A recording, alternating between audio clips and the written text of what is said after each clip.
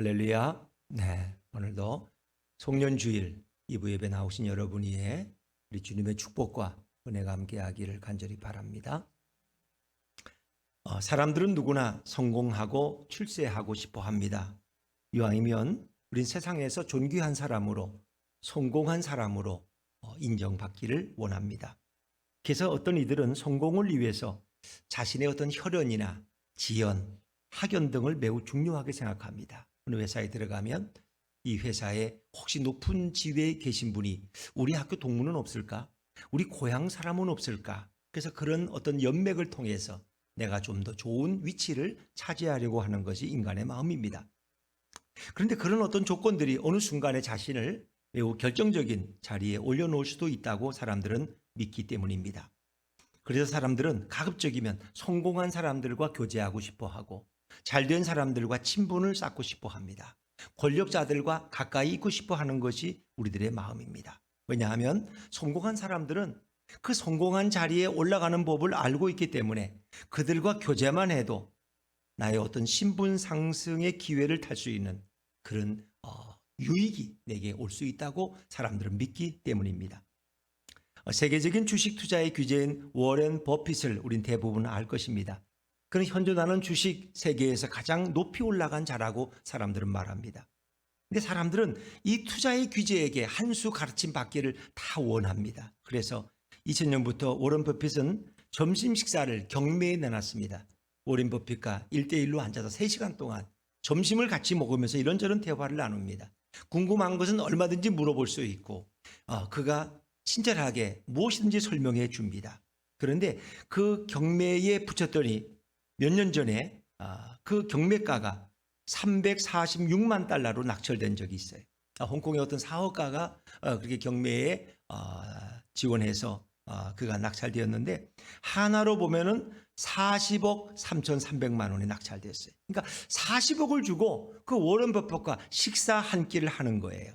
근데 우리 생각에 돈도 없지만 40억을 미쳤다고 그분 가지고 살지 거기다 하느냐. 그런데 그 40억을 투자해서 워런 버핏과 식사를 하면서 필요한 정보를 얻으면 400억도 벌 수 있고 4천억도 벌 수 있다는 사람들의 어떤 생각 때문이 아닐까요?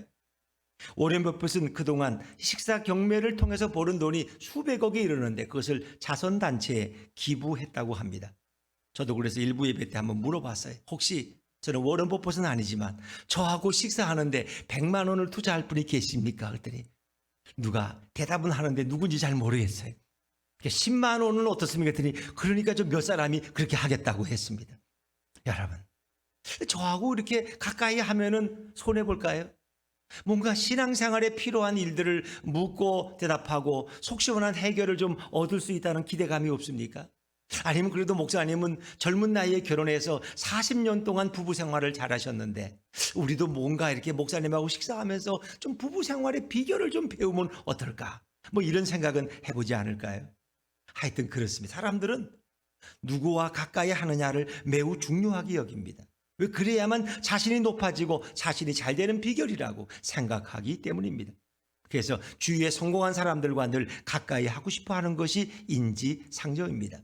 그러나 그런 일반적인 본성을 뛰어넘는 그런 인물들도 있습니다. 다시 말하면 오늘 본문에서 발견하는 다윗이라는 인물입니다. 그는 오히려 자신이 얼마나 출세할 수 있는 그런 제의를 냉정하게 거절하면서 솔직한 자신의 모습을 고백하는 다윗의 모습을 통해서 우리는 무엇을 생각할 수 있을까요? 사울왕은 어느 날 자신의 신하들을 은밀하게 불러서 다윗에게 가서 이렇게 이야기하라고 했습니다. 그것은 사울왕의 하나의 계략이었습니다. 바로 그것은 다윗을 사위로 맞아들이는 일에 사울왕이 매우 기뻐하고 있다고, 그리고 너는 나의 사위가 될 충분한 자격을 가지고 있다고 이 말을 다윗의 귀에 가서 전하라는 것입니다. 자, 오늘 본문을 다시 읽어볼까요? 22절 말씀입니다. 22절을 같이 읽죠. 시작. 사울이 그의 신하들에게 명령하되 너희는 다윗에게 비밀히 말하여 이르기를 보라, 왕이 너를 기뻐하시고 모든 신하도 너를 사랑하나니 그런즉 내가 왕의 사위가 되는 것이 가하니라 하라. 아멘. 사울왕은 이렇게 자기의 신복들에게 다윗에게 가서 이 말을 전하라고 했습니다. 내가 너에 대해서 이렇게 생각하고 있다는 것입니다. 사울왕은 다윗을 매우 기뻐하고 있고 또 모든 신하들도 다윗을 매우 좋아하고 있다고 우리 거짓말을 전하게 합니다. 사실 이것은 사울 왕의 본심은 아닙니다. 그런 거짓된 계략을 통해서 오히려 다윗이 경계심을 풀고 어떤 경우에 다윗을 죽일 기회를 얻고자 사울은 이렇게 전략을 꾸민 것입니다. 사울의 입장에서 보면 다윗은 백성들에게 인기가 너무 좋아서 당연히 죽어야 할 자입니다. 왜? 자신의 경쟁자고 라이벌이기 때문에. 이것을 사울왕의 신복들도 잘 알고 있습니다. 사울왕이 다윗에게 자신의 둘째 딸 미갈을 주면서 다윗을 기뻐하고 사랑한다고 거짓말을 하면 다윗은 자신이 왕궁에서 가장 존귀한 자라는 착각에 빠질 것이고 사울왕이 자신을 죽이지 않고 사위로 맞이하려는 것으로 믿게 되기 때문입니다. 그리고 다윗은 매우 높아진 자신의 위상과 위치에 기뻐하며 자만에 빠지고 만족하며 권력에 도취할 때 그때 다윗을 죽일 기회를 얻고자 사울은 이렇게 거짓말을 하고 있는 것입니다. 만약 그렇게 된다면 사울왕이 어떤 일을 시켜도 다윗은 그에 대한 경계심뿐 아니라 충성심으로 열심히 하다가 죽음에 스스로 이를 수 있기 때문에 사울왕은 그것을 노리고 있는 것입니다. 사울왕은 다윗을 죽이기 위해서 아주 체계적인 모략을 짜고 계략을 꾸미고 실천했습니다. 이 사울의 속임수에 과연 다윗은 넘어갈까요? 그는 그 사울의 의도도 모른 채 죽음에 이를 가능성도 있습니다.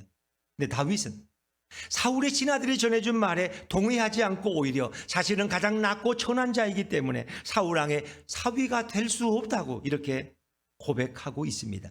자, 우리 23절 말씀을 또 다시 한번 읽어볼까요? 오늘 자막입니다. 시작. 사울의 신하들이 이 말을 다윗의 귀에 전하매 다윗이 이르되 왕의 사위 되는 것을 너희는 작은 일로 보느냐? 나는 가난하고 천한 사람이라 한지라. 아멘. 다윗은 어찌 보면 사울보다 더 고단수이기 때문에 이렇게 자연스럽게 거절하는 그런 방법을 다윗이 알고 있었을까요? 왜 다윗은 이런 말을 했을까요? 오히려 사울왕의 의도를 정확히 알았기 때문에 그 올무에 빠지지 않기 위해서 자신을 낮추고 있는 것인가요? 아니면 다윗의 마음은 높아지려는 야망이 있는데 이제 다윗 자신이 사울왕의 실수와 계계에 걸려들지 않으려고 일부러 자신을 낮추는 또 다른 술수를 쓰고 있는 것은 아닐까요? 왜 다윗은 신하들 앞에서 자신과 자신의 가문에 대해서 가난하고 천하다는 말까지 거침없이 하고 있을까요? 아무리 자신의 집안이 가난하고 혼사가 오공하는 그런 자리인데 어떻게 자신의 집안을 천한 집안이라고 가난한 집안이라고 이렇게 인정할 수 있을까요? 그건 너무 심한 고백이 아닐까요? 또 천한 자라는 말도 혼사 자리에서 해서는 안 될 말일 것입니다. 이것이 상식이고 일반적인 자세이지만 왜 다윗은 그렇게 자신을 혹독하게 낮추고 있을까요? 그것은 다윗이 사울보다 한 수 위이기 때문에 그럴까요? 아니면 그것이 다윗의 본심이기 때문일까요? 사랑하는 여러분, 하나님께서 처음 인간을 창조하셨을 때 하나님은 인간을 자신을 낮출 수 있는 겸손한 존재로 창조하셨습니다. 인간이 아닌 다른 피조물들, 짐승들은 자신을 낮출 수 있는 능력이 없었습니다. 그들은 자신이 보이는 그대로 자신을 표현하는 능력밖에 없습니다. 그런데 인간은 자신들이 능력이 있고 지혜가 있는데도 자신을 공손히 낮추어서 남을 자신보다 더 높일 수 있는 놀라운 능력은 하나님께서 인간에게만 부여하신 권세입니다. 이것은 모든 다른 피조물들은 절대로 따라할 수 없는 것입니다. 인간이 타락하면서 자신이 가지고 있는 권세로 더 이상 자신을 낮출 필요가 없는 타락한 존재로 전락해버립니다. 하나님 인간을 창조할 때 주셨던 그 막강한 권세는 이제 피조물에 준하는 정도가 아니라 거의 조물주에 가까울 정도로 매우 놀랍고 큰 권세를 주셨는데 그러나 인간은 자신의 큰 권세를 보면서도 더 큰 권세를 가지고 싶은 탐욕의 마음이 빠지게 됩니다. 인간 자신이 피조물임에도 불구하고 그는 더 큰 권세에 대한 욕망을 가지게 되었습니다. 하나님처럼 높아지고 싶었고 하나님이 갖고 있는 이 권세가 탐이 나서 결국 하나님처럼 되려고 인간은 끝없이 타락하게 됩니다. 인간은 타락 후에 하나님이 주신 대부분의 권세를 다 상실해 버립니다. 그러나 권세에 집착하는 그 타락한 마음은 여전히 인간 속에 남아 있습니다. 그래서 인간은 평생을 살면서 권세에 자신의 모든 것을 올인시킵니다. 권세를 얻기 위해서 정략적인 결혼도 마다하지 않습니다. 권세를 얻기 위해서라면 학교도 가서 공부하고 밤낮으로 애를 씁니다. 권세를 가지고 높아지려는 모든 것을 절제하면서 오직 한평생의 꿈은 뭐예요? 권세를 손에 잡는 것이 그의 전부입니다. 인간은 모든 권세를 쥐고 더 높아지고 싶어서 가난하고 천한 자를 철저히 무시하는 타락한 본성을 가진 채 살아갑니다. 그래서 자신보다 높은 권세가 있는 자에게는 아부하고 고개를 숙이지만 자신보다 약한 자를 보면 그냥 괴롭히고 따돌리고 짓밟는 이런 타락한 심성을 인간들은 그대로 가지고 있습니다. 여러분, 사울왕은 자신의 눈에 가시 같은 다윗을 제거하기 위해서 마음에도 없는 거짓말을 하고 있는 것입니다.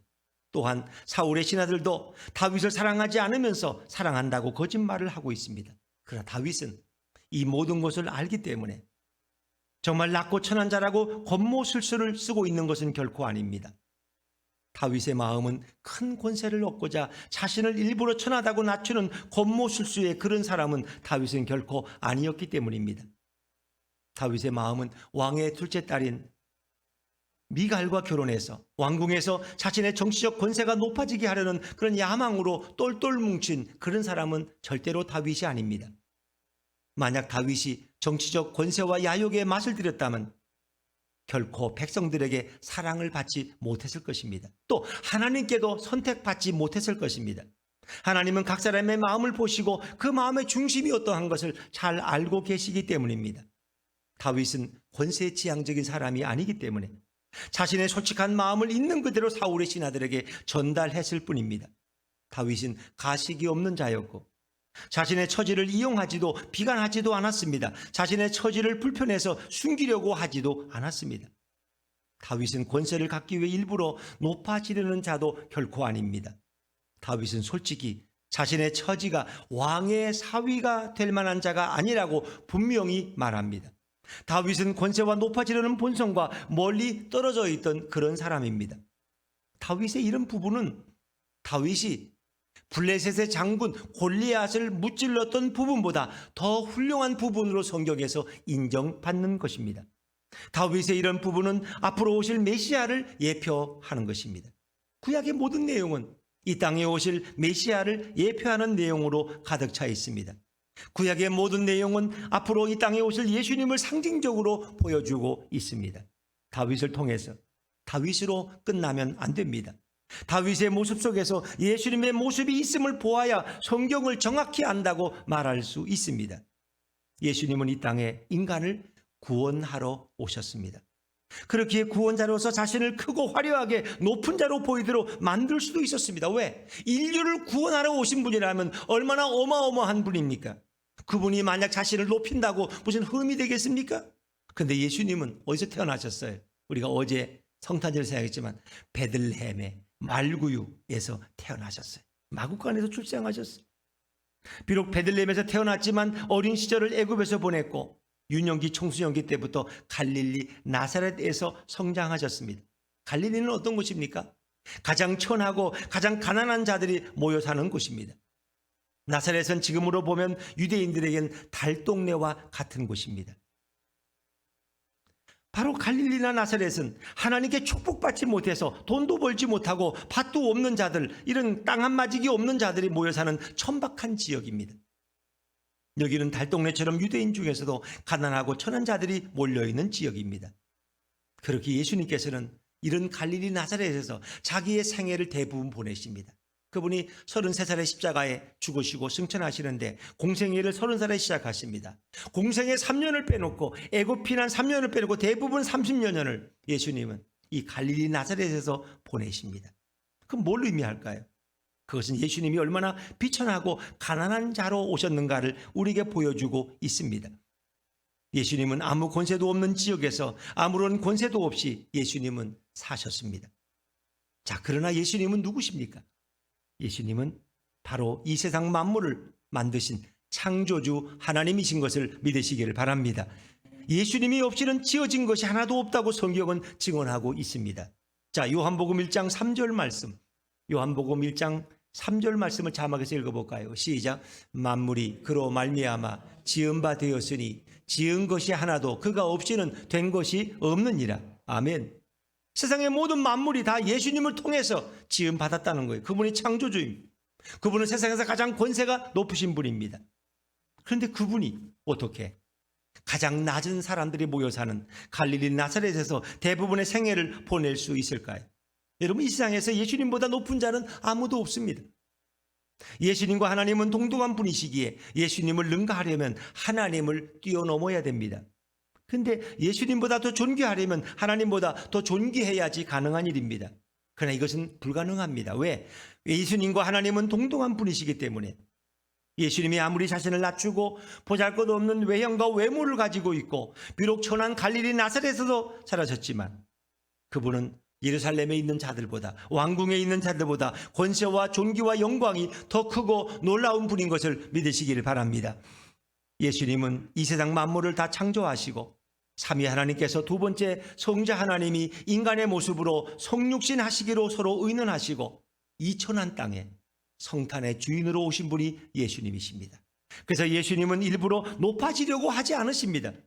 왜냐하면 그분 안에 있는 거룩한 신성은 바로 하나님 그 자체이시기 때문입니다. 예수님 안에는 하나님과 같은 존귀함이 가득한 것입니다. 예수님이 모든 죄인의 죄를 대신 지시고 십자가에 죽기 위해 예루살렘에 입성하실 때 그분의 모습은 결코 정복자의 모습이 아닙니다.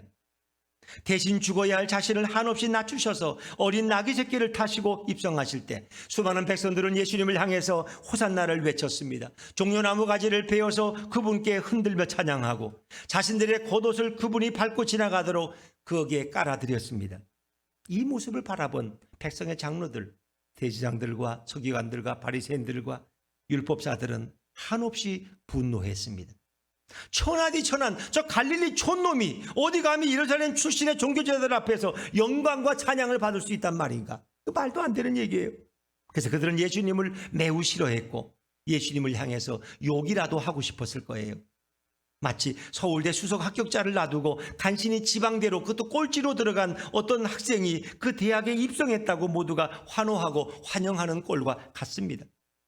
환호는 당연히 예루살렘에 있는 종교 지도자들이 받아야 하는데 낮고 천한 저 무식한 천한 갈릴리 출신의 예수님이 받으니까 예루살렘 종교 지도자들은 몹시 마음이 상하고 분노했습니다. 그래서 그들은 예루살렘에서 큰 소리에 찬양과 경배가 있는 것을 보고 도대체 저가 누구이길래 너희들이 저를 찬양하냐고 이렇게 질문합니다. 그러니까 무리들은 대답합니다. 그분은 갈릴리 나사렛에서 오신 선지자라고 이렇게 무리들은 대답했습니다. 자, 마태복음 21장 10절 11절 말씀을 자막에서 같이 읽어보십니다. 시작. 예수께서 예루살렘에 들어가시니 온 성이 소동하여 이르되 이는 누구냐 하거늘 무리가 이르되 갈릴리 나사렛에서 나온 선지자 예수라 하니라. 아멘. 그랬습니다. 자, 예루살렘 종교지자들은 정말 예수님이 누군지 몰랐을까요? 그렇지 않습니다. 갈릴리 해당에서라 예수님 말씀하실 때 늘 예루살렘에서 내려온 스파이들이 예수님의 말과 모든 것을 기록하고 탐지하고 있었기 때문에 이미 그들은 예수님을 너무나 잘 알고 있었습니다.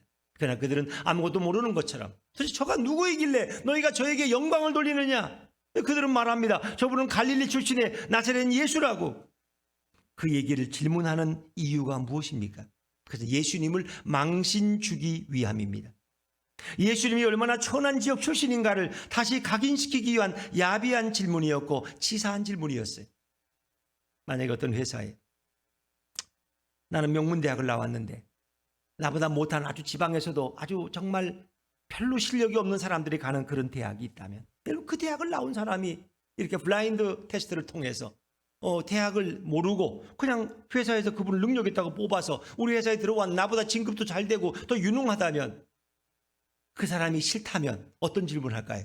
아니 김 대리는 어느 대학 나왔지? 이렇게 물을 거예요. 스카이를 나왔나? 아니 나 지방에 그 어느 대학 그런 대학이 있었나? 이게 뭐예요? 이게 모욕하는 거예요. 모욕하는 거예요. 바로 그들은 예수님이 누군지 뻔히 알면서도 무리들에게 질문을 해서 예수님을 욕보이려고 했다는 것입니다. 예루살렘 주민들에게 똑바로 정신을 차리라고 야비한 질문을 하고 있는 것입니다. 이런 질문을 받은 사람들은 이제 무조건 생각 없이 예수님께 환호하던 자들은 다시 정신을 차리고 생각해 보게 됩니다. 예루살렘 종교자들은 이렇게 교묘하고 집요하게 예수님이 얼마나 천한 자인가를, 얼마나 보잘것없는 존재인가를 무리들에게 주입시켜서 공개적으로 예수님을 망신 주고 예수님을 모욕하는 일에 사활을 걸고 있는 것처럼 보였습니다. 그들은 예수님을 낮추기 위해서 자신들의 모든 지혜와 지위를 다 동원해서 노력합니다. 여러분, 예수님이 예루살렘 성에 입성하실 때 나귀 새끼를 타고 입성하십니다. 백성들은 예루살렘에 입성하시는 예수님을 환영하고 환호하고 기뻐하며 존귀와 영광을 돌립니다. 자, 우리 마태복음 21장 4절부터 9절 말씀, 너무나 잘 아는 말씀이지만 한번 천천히 같이 읽어보실까요? 자막에서 시작. 이는 선지자를 통하여 하신 말씀을 이루려 하심이라. 일러스되 시온 딸에게 이르기를 내 왕이 내게 임하나니 그는 겸손하여 나귀 곧 멍에 매는 짐승의 새끼를 탔도다 하라 하였느니라. 제자들이 가서 예수께서 명하신 대로 하여 나귀와 나귀 새끼를 끌고 와서 자기들의 겉옷을 그 위에 얹음에 예수께서 그 위에 타시니 무리의 대다수는 그들의 겉옷을 길에 펴고 다른 이들은 나뭇가지를 베어 길에 펴고 앞에서 가고 뒤에서 따르는 무리가 소리 높여 이르되 호산나 다윗의 자손이여 찬송하리로다. 주의 이름으로 오시는 이여 가장 높은 곳에서 호산나 하더라. 아멘. 그렇습니다. 예수님은 바로 이 죽어가는 이곳에, 이 땅에 인간들을 구원하기 위해서 가장 존귀한 왕으로 승리의 입성을 하고 계십니다. 존귀한 왕들이 어떤 중요한 일을 성취하고 왕궁으로 입성할 때에 가장 화려하고 가장 존귀하고 가장 멋있는 퍼레이드를 벌이지 않습니까? 근데 예수님은 지금 인류를 구원하기 위해서 예루살렘 성으로 들어오실 때 백마를 탄 것도 아니고 황금 마차를 탄 것도 아니고 화려한 가마에 타신 것도 아닙니다. 인류를 구원하는 가장 위대한 분이 고작 나귀 새끼를 타고 입성하십니다. 여러분, 나귀 새끼는 결코 존귀한 짐승이 아닙니다. 일반적으로 천한 자들이 편안하게 타기 위한 것이 나귀입니다. 그것도 나귀 새끼, 그것은 더 볼품이 없습니다. 왕이 타고 입성하기에 매우 부적절한 짐승이 나귀 새끼입니다. 그런 나귀 새끼를 타고 존귀한 예수님이 예루살렘에 입성한 것은 예수님이 별 볼 일 없고 천한 왕이기 때문에 그런 것이 아닙니다. 예수님은 세상 왕들처럼 자신의 존귀함을 과대 포장할 필요가 없으십니다. 예수님이 아무리 나귀 새끼를 타고 자신을 낮추어서 입성을 해도 백성들은 호산나라고 외치며 나뭇가지를 들고 환호하고 겉옷을 펴며 기뻐하고 있습니다. 백성들이 성에 입성하시는 예수님을 높이는 것은 예수님이 모든 죄인들을 위해서 대신 죽으심으로 그들을 살려주기 위한 죽음의 사역을 시작하기 위해서 입성하시기 때문입니다. 그렇습니다. 여러분, 예수님은 존귀해지기 위해서 자신을 세상의 왕들처럼 각종 보석으로 치장하지 않으셨습니다. 예수님은 존귀해지기 위해서 화려한 왕궁을 짓고 거기에 거주하지 않으셨습니다. 예수님은 죄인된 더럽고 추악된 인간을 구원하기 위해서 이 땅에 내려오셔서 대신 죽으신 것이 예수님께는 가장 큰 존귀함이었습니다. 예수님의 존귀함은 그의 겉모습이나 치장이나 왕궁이 아닙니다. 그의 고귀한 사역이었고 숭고한 낮은 마음이었습니다. 사람들은 외모로 어떤 것을 두느냐가 중요한 것이 아니라 그가 어떤 사명을 가지고 살아가느냐 하는 것이 중요합니다. 예수님은 만왕의 왕이었지만 이 땅에서 잘나고 뛰어나고 고상한 자들을 멀리하시고 오히려 가장 죄 많고 가장 어리석고 가장 천한 자들을 가까이 했던 바로 그 부분이 예수님에게 가장 존귀함이었습니다. 세상 사람들은 존귀한 사람들을 가까이 함으로 자신도 존귀해지려고 하지만 예수님은 도리어 세상에서 가장 천한 자들을 가까이 함으로 가장 존귀한 분이 되셨습니다. 여러분, 존귀란 무엇입니까? 누구와 가장 가까이 하느냐의 문제가 아닙니다. 존귀란 자신이 어떠한 자이냐가 가장 중요합니다. 내가 어떤 자인가? 내가 무엇을 보고 달려가고 있느냐? 세상 사람들은 자신의 생각과 행동과 삶이 존귀하지 못하기 때문에 존귀한 보석과 학력과 인맥으로 자신을 과대 포장하고 치장하려고 합니다. 이것이 세상의 존귀함입니다. 제가 샤넬 노숙자라는 질문을 일부 했더니 잘 모르시더라고요. 백화점에 가서 샤넬 명품의 백이나 어떤 구두나 이런 것을 사려고 10시간 전부터 그 추위에 새벽부터 떨면서 기다리는 노숙자들. 그들은 1,000만 원, 2,000만 원짜리 사러 왔기 때문에 결코 돈 없는 노숙자는 아니지만 그들은 샤넬 노숙자가 되었어요. 왜 그럴까요? 자신이 너무 볼품이 없으니까 그런 비싼 옷이나 시계나 명품 백으로 치장을 해서라도 자신을 뭔가 돋보이고 싶은 그런 마음이 아닐까요, 여러분? 근데 예수님은 전혀 그럴 필요가 없으셔요. 그분은 원래부터가 존귀하신 분이기 때문에 굳이 자신을 포장하실 필요가 없어요. 나귀 새끼를 타셔도 사람들은 그를 위대한 우리의 왕으로 환영하고 맞이하고 그분께 자신의 겉옷을 깔아 드렸습니다. 예수님은 죽어가는 인간들을 위해서 자신의 생명을 주셨기에 예수님은 이미 존귀한 삶과 사역으로 가득 차 계신 분입니다. 예수님은 더 이상 존귀해질 필요가 없습니다. 예수님은 만왕의 왕으로서 자신의 존귀함을 우리 인생들에게 나눠주기 위해서 이 땅에서 사역을 하신 분입니다. 하나님께서 인간을 처음 창조하실 때 모든 피조물 가운데 인간은 가장 존귀한 자로 지음을 받았습니다. 그러나 인간이 타락함으로 인간은 다른 짐승들과 똑같은 천한 존재로 전락해 버렸습니다. 그 사람들이 행동이 바르지 않으면 전 짐승보다 못하다고 우리는 그런 말을 합니다. 아직도 하나님께서 존귀하게 인간을 창조한 흔적이 형상이 남아있지만 인간의 마음과 욕망은 거의 짐승 수준으로 전락해 버렸습니다. 인간은 타락 후에 자신의 죄로 인해서 더 천한 인생을 살고 있고 죽어서는 지옥에 떨어지는 천한 영혼이 되었습니다. 바로 이럴 때 이 죄 많고 비천한 인생들을 불쌍히 여기신 분이 누구실까요? 바로 우리 하나님 아버지십니다. 우리 인간들을 존귀하게 창조하셨던 하나님께서는 그 인간들의 비천함을 불쌍히 여기시고 다시 인간을 존귀한 인생으로 만들어주기 위해서 예수님을 이 땅에 보내셨습니다. 그것이 바로 성탄입니다. 하나님께서 예수님을 이 땅에 보내심은 이 땅을 심판하려는 것이 아니라 다시 존귀한 인생이 되도록 만들어주시기 위해서 예수님을 보내셨습니다. 그래서 예수님을 통해서 모든 죄를, 우리의 모든 죄를 대신 다 짊어지게 하시고 대신 우리 대신 죽음에 이르게 하셨습니다. 예수님의 의를 천한 인간에게 전가해 주심으로 예수님의 의로 대신 우리는 의롭고 존귀한 자가 되도록 하나님이 역사하신 것입니다. 하나님께서는 무지하고 비천한 예루살렘 백성들의 마음에 하나님 아버지의 영을 부어주십니다. 그리고 예루살렘 성에 대신 죽기 위해서 들어오시는 예수님께 마음껏 찬양과 경배를 올리게 하셨습니다. 예루살렘 거민들이 예수님을 원래 환호할 자들이 아닙니다. 그들은 예루살렘에 거주한다는 그런 프라이드 때문에 갈릴리 출신은 사람으로 별로 취급하지도 않습니다. 그렇습니다. 그런데 오늘 하나님께서 그들의 마음속에 갈릴리에서 오신 예수님을 환영하고 그를 찬양하도록 강하게 성령으로 역사하고 있는 것입니다. 왜냐하면 그들은 잠시 후에 예수님을 죽이라고 빌라도의 법정에서 소리치는 자들이기 때문입니다. 그러나 하나님은 다 아십니다. 그들의 마음을 아시기 때문에 그들이 마음껏 예수님을 찬양하도록 순간적으로 크게 역사해 주신 것입니다. 하나님의 역사로 인해서 인간은 다시 비천한 존재에서 존귀한 존재로 변화되었습니다. 예수님의 존귀함을 비천한 인간들에게 전가해 주셔서 다시 예수님처럼 존귀한 존재가 되도록 한 형제가 되도록 하나님이 역사하셨습니다. 바로 이런 하나님의 끊임없는 사랑과 은혜로 인해서 모든 인간들은 다시 존귀한 존재로 회복된 것을 믿으시기를 바랍니다. 여러분, 사울왕은 다윗을 죽이고자 교활한 계략을 꾸몄습니다.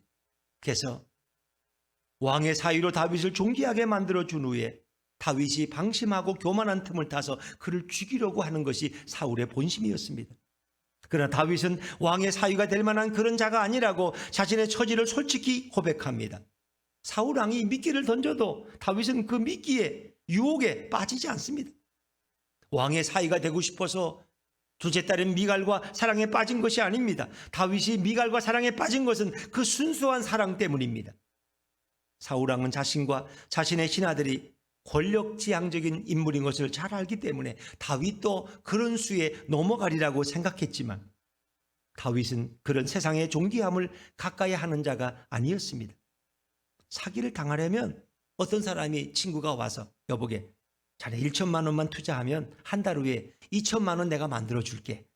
이렇게 말할 때 유혹을 느낀다면 그런 사기를 당할 확률이 많습니다. 사기란 욕심을 가지고 있는 자가 돈의 유혹을 느끼면 사기를 당하기 쉽습니다. 어떤 사람은 돈에 개념이 없어. 왜 그걸 1천만 원을 2천만 원으로 만들어줘? 나 지금 1천만 원도 부담스러워 죽겠어. 그 누가 좀 가져갔으면 좋겠어. 나 2천만 원 되면 아유 나 그것도 어디다 둬야 될지 아유 신경 쓰는 거 싫어 나는. 그냥 나는 한 10만 원만 있으면 돼.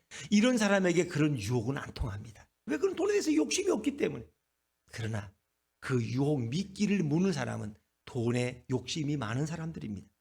돈을 2배로 굴릴 수 있대. 한 달이면은 3달이면은 그러면 투자해보지 뭐. 믿을 수 있다는데 누구도 그렇게 해서 2천만 원 벌었대. 나도 한번 해볼까? 그렇게 사람들은 은근히 유혹에 넘어가는 겁니다. 그런데 사울왕은 다윗을 왕의 사이라는 존귀한 미끼를 던져서 그를 유혹하려고 했지만 다윗은 사실은 오히려 비천한 자고 나는 가난하고 천한 자기 때문에 왕의 신하가 될 수 없다고 선언함으로써 그 모든 미끼를 거절합니다. 그래서 오히려 이번 일로 인해서 사울의 신하들은 다윗을 더 존중하게 됐어요. 세상에 이런 다윗과 같은 인물이 있다니.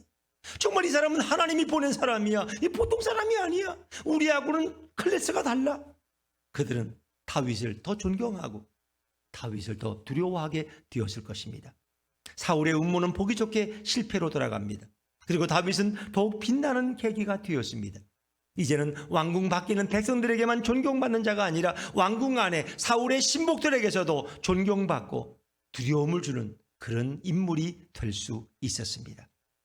여러분, 오늘도 이 땅에 예수님을 잘 모르는 사람들은 세상의 학위나 권력이나 명예와 부귀를 부러워하고 그런 것을 얻어서 자신의 존귀함을 드러내고 은근히 과시하려고 합니다. 그래서 우리 주변에 학위나 명예나 권력이 높은 자가 있다면 그들과 가까이 하고 싶어 하는 것이 인간의 마음입니다. 그런데 그런 존귀한 인간들과 가까이 하려는 모든 노력의 마지막은 실망과 비통과 아픔과 배신이라는 사실을 아십니까? 그러나 예수님은 존귀한 자로서 자신의 존귀함을 천한 자들에게 나누어 주기 위해서 이 성탄에 주로 오셨고 십자가에서 우리 대신 죽으셨습니다. 이런 예수님과 가까이 하려는 모든 자들은 절대로 실망하지 않습니다. 비통해야 할 필요도 없습니다. 아파하지도 않습니다. 배신으로 인해서 누구처럼 자살할 필요도 없습니다. 예수님은 만왕의 왕으로서 모든 존귀와 권력을 다 가지고 계신 분입니다.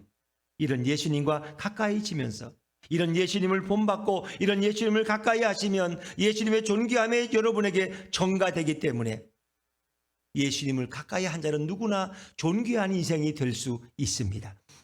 예수님을 가까이 한 자가 한번 존귀하게 되면 그는 영원한 존귀한 인생을 살아가게 됩니다.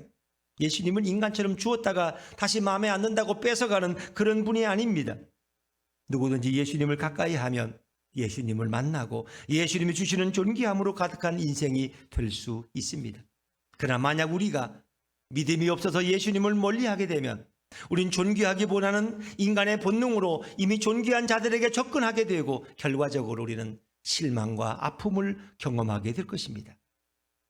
그런 자들과 가까이 하면 언젠가 자살한 기업인이나 공무원처럼 그런 뼈아픈 배신으로 인해서 후회와 아픔을 맛보게 될 것입니다.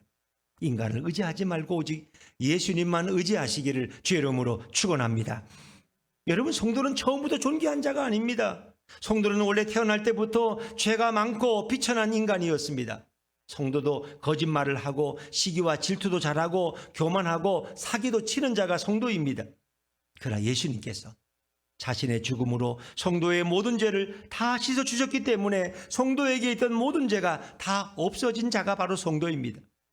성도는 예수님 때문에 거룩해지고 깨끗해지고 예수님께서 이 땅에 오셔서 모든 죄를 짊어지고 대신 죽으심으로써 성도들에게 예수님의 사역과 은혜가 전가되었고 예수님의 존귀함이 전가되어 존귀하게 된 자가 바로 성도입니다.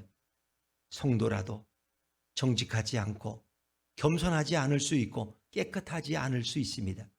오직 예수님께서 정직하도록 우리가 겸손하도록 깨끗하도록 우리에게 역사해 주셨고 가르쳐 주셨고 책망해 주셨고 연단해 주셨기 때문에 그나마 성도가 어느 정도의 겸손과 정직을 유지할 수 있는 것뿐입니다. 성도는 이런 정직과 겸손이 매우 싫어도 거부하지 못하고 예수님께 붙들려서 예수님의 역사로 근근히 살아가는 자가 성도입니다.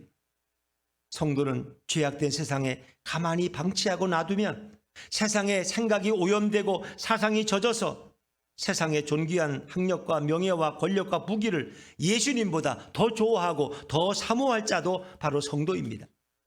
그러나 예수님께서 그런 성도들에게 교훈과 바르게 함과 책망과 뼈아픈 연단과 고난의 과정을 통해서 가장 존귀한 예수님만을 바라보도록 역사해 주셨기 때문에 성도는 오늘도 세상에 대한 아쉬움을 느끼면서도 성도답게 살아가려고 애쓰는 것입니다. 거룩한 성도란 처음부터 존재하지 않았습니다. 항상 천하고 더러운 성도가 존재했을 뿐입니다. 그러나 예수님의 끈질긴 사랑과 사역으로 인하여 성도는 세상에 대한 미련을 가지면서도 예수님께 가까이 가는 자가 되었습니다. 여러분, 성도에 대한 환상을 버리십시오. 성도가 깨끗하고 고상할 것이라는 모든 환상은 쓰레기통에 다 버려야 여러분은 진정으로 신앙을 알 수 있고 진정으로 인간의 실체를 아는 자가 됩니다. 성도는 더럽지만, 한없이 더럽지만 예수님께서 자신의 피로 깨끗하게 해주신 자입니다. 예수님은 아무리 비천한 존재라도 자신을 따르는 성도들은 다 존귀한 자로 만들어 줄 수 있는 분이 예수님입니다. 예수님은 아무리 천한 자라도 하루아침에 천한 목동에서 존귀한 왕으로 다윗처럼 바꾸어 주실 수 있는 분이 예수님이십니다. 예수님은 날마다 당신의 성도들을 존귀한 자로 만들기 위해서 지금도 쉬지 않고 일하고 계십니다. 바로 이런 예수님의 역사로 인해서 세상에서 더럽게 살았던 성도들도 예수님 앞에 나와서 예배드릴 때 모두 존귀한 자처럼 예배드릴 수 있습니다. 이것이 바로 예수님의 공로이고 예수님의 역사인 줄로 믿으시기를 바랍니다. 진정한 성도는 자신이 비천한 존재인 것을 인정하고 자신을 존귀하게 해주시는 예수님께 존귀와 영광을 돌립니다. 이런 성도가 가장 존귀한 자가 될 수 있습니다. 우리는 이제 존귀하게 되기 위해서 누구를 만나야 할까요? 우리는 높아지기 위해서 누구와 가까워져야 될까요? 우리는 세상 사람들처럼 돈 있는 자, 권력자, 그런 자와 가까워지면 안 되고 예수님께 가까이 가셔야 합니다. 예수님에게 더 가까이 가려면 우리는 세상에서 가장 천하고 가장 낮은 자들을 멀리하면 안 되고 예수님처럼 가까이 하셔야 합니다. 세상 사람들은 높아지려고 했을 때 우리는 반대로 자신을 예수님처럼 다윗처럼 낮추어야 하고 우리의 영혼과 마음은 아래로 낮은 곳으로 더 향해야 합니다. 우리가 예수님처럼 다윗처럼 낮은 데로 내려간다고 해도 심지어 천한 자들로 친구를 삼는다고 해도 예수님이 우리를 존귀한 자로 만들어 주시면 하루아침에 존귀한 인생이 되고 하루아침에 높아지는 인생을 살게 됩니다. 우리가 높아지는 것을 지향하는 자가 되서는 안 됩니다. 우리는 낮아지고 죄로 인해서 비천한 존재인 것을 수시로 고백하며 애통해야 하며 우리 영혼이 아래로 향하면 예수님이 오셔서 우리의 모든 죄를 다 용서해 주시고 예수님의 존귀함을 우리에게 덧입혀 주실 것입니다. 그래서 우리는 존귀한 자가 되고 이것이 바로 기독교 신앙의 핵심입니다. 우리가 예수님을 모르면 우리는 교회에서 예수님보다 저 존귀한 자가 되려고 발버둥칩니다. 그러나 이같이 우리가 예수님을 깊이 알면 교회에서 가장 낮은 자와 가까이 하기를 간절히 원하게 됩니다. 만약 우리가 세상적인 생각으로 자신을 존귀한 자로 높이려고 스스로 노력한다면 그것은 예수님과 멀어지는 가장 빠른 지름길이 될 수 있습니다. 자신을 스스로 높이는 자가 교회에서 직분을 맡으면 그 교회는 예수님께 버림을 당하고 말 것입니다. 예수님께서 주신 존귀함은 세상이 막을 수 없고 세상이 거부할 수 없고 세상이 외면할 수 없습니다.